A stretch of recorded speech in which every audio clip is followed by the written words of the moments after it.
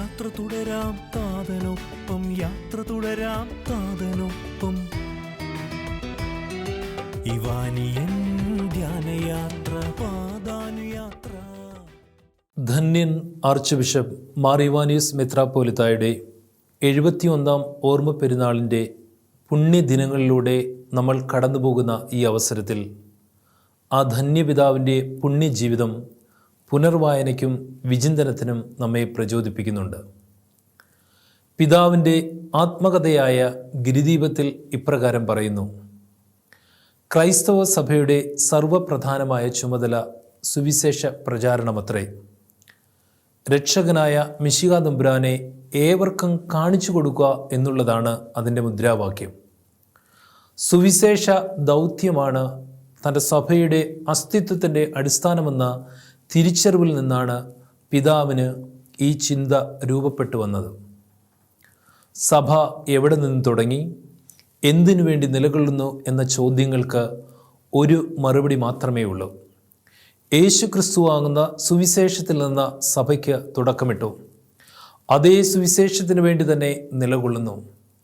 യേശു ക്രിസ്തുവിൻ്റെ സുവിശേഷം ജീവിക്കുക, സാക്ഷ്യപ്പെടുത്തുക അഥവാ അറിയിക്കുക എന്നീ 2 മാനങ്ങൾ സഭയുടെ സുവിശേഷ ദൗത്യത്തിൽ അടങ്ങിയിട്ടുണ്ട്. അപ്പോസ്തല പ്രവർത്തനങ്ങൾ 1-ാം അധ്യായം 8-ാം വാക്യത്തിൽ നമ്മൾ ഇപ്രകാരം വായിക്കുന്നുണ്ട്: ജെറുസലേമിലും യൂദയ മുഴുവനിലും സമരിയായിലും ഭൂമിയുടെ അതിർത്തികൾ വരെയും നിങ്ങൾ എനിക്ക് സാക്ഷികളായിരിക്കണം. ഈ പ്രബോധനത്തോട് ചേർത്ത് കാണേണ്ടതാണ് വിശുദ്ധ മർക്കോസിൻ്റെ സുവിശേഷം 16-ാം അധ്യായം 15-ാം വാക്യവും: നിങ്ങൾ ലോകമെങ്ങും പോയി എല്ലാ സൃഷ്ടികളോടും സുവിശേഷം പ്രസംഗിക്കുവിൻ എന്ന കൽപ്പന.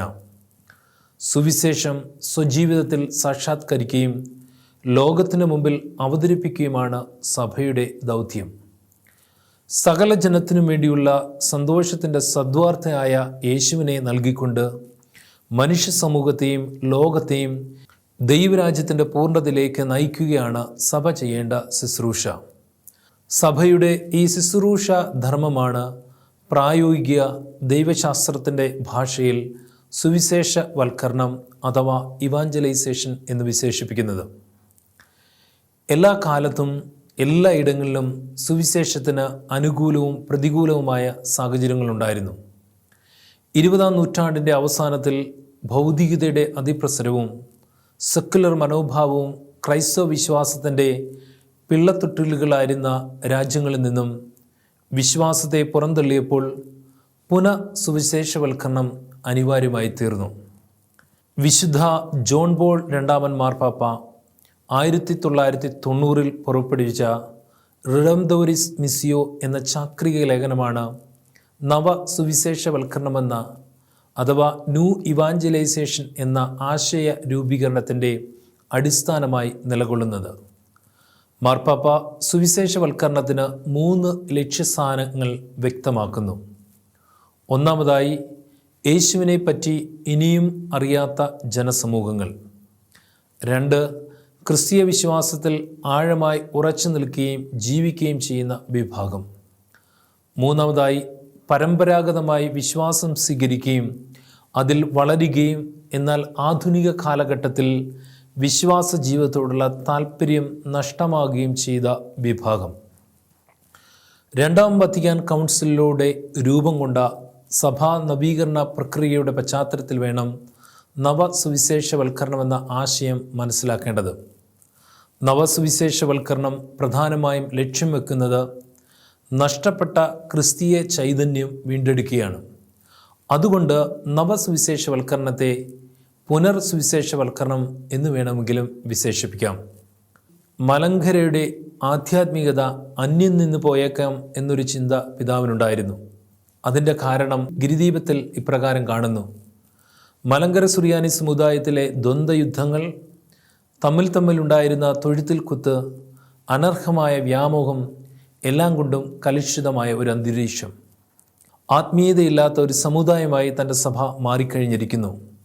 ഈ സാഹചര്യത്തിൽ തൻ്റെ സഭയ്ക്ക് നഷ്ടമായിക്കൊണ്ടിരിക്കുന്ന വിശ്വാസ മൂല്യങ്ങളെ തിരിച്ചറിഞ്ഞുകൊണ്ട് സുവിശേഷ മൂല്യങ്ങളിൽ കേന്ദ്രീകൃതമായ ഒരു സുവിശേഷവൽക്കരണം അനിവാര്യമാണെന്ന് അദ്ദേഹത്തിന് ബോധ്യപ്പെട്ടു. ഭാരതം മുഴുവൻ സുവിശേഷവൽക്കരിക്കാൻ ഒരു മിഷണറി സമൂഹം അത്യാവശ്യമാണ് എന്ന ചിന്തയിൽ അതിന് തുടക്കം കുറിക്കാൻ ആരംഭിച്ചുവെങ്കിലും അതിൽ നിന്ന് അദ്ദേഹം പിന്മാറി. നിരന്തരമായ ധ്യാനത്തിലും പ്രാർത്ഥനയിലൂടെയും അദ്ദേഹത്തിൻ്റെ തിരിച്ചുവരവായിരുന്നു. ഗിരിദീപത്തിൽ ഇപ്രകാരം പറയുന്നു: ലോകരെ ദൈവത്തിങ്കിലേക്ക് തിരിക്കണമെങ്കിൽ യഥാർത്ഥമായ ദൈവഭക്തിയും ദൈവസ്നേഹവുമുള്ള സുവിശേഷകന്മാർ ഉണ്ടായിരിക്കണം. സഭയുടെ ലക്ഷ്യം സുവിശേഷവൽക്കരണമാണെങ്കിൽ പക്ഷേ അത് തുടങ്ങുന്നത് തന്നെ സുവിശേഷവൽക്കരിച്ചുകൊണ്ടാണ്. ധന്യൻ മാർ ഇവാനിയോസ് പിതാവിൻ്റെ സുവിശേഷവൽക്കരണ ദർശനത്തിൻ്റെ അടിസ്ഥാനം ദൈവസമ്പാദനമാണ്.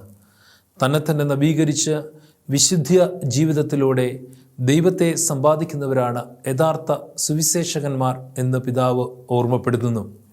ധന്യൻ മാർ ഇവാനിയോസ് പിതാവ് ഒരു മിഷണറി സമൂഹത്തെ സ്ഥാപിക്കാൻ ആഗ്രഹിച്ചുവെങ്കിലും അതിൽ നിന്ന് പിന്മാറാനുള്ള കാരണം ആദ്യം തൻ്റെ സമുദായത്തെ അല്ലെങ്കിൽ തൻ്റെ സഭയെ ആധ്യാത്മികമായി നവീകരിക്കുക എന്നതാണ്.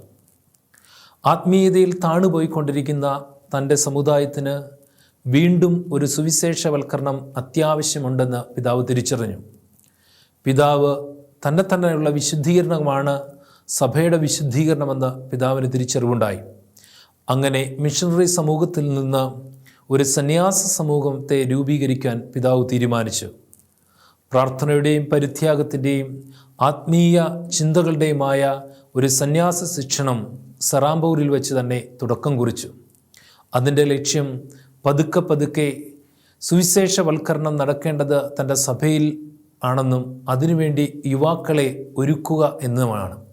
നവസുവിശേഷവൽക്കരണം എന്ന ആശയം പിതാവിൻ്റെ ചിന്തയിൽ തുടർനീളം കാണാൻ നമുക്ക് സാധിക്കും.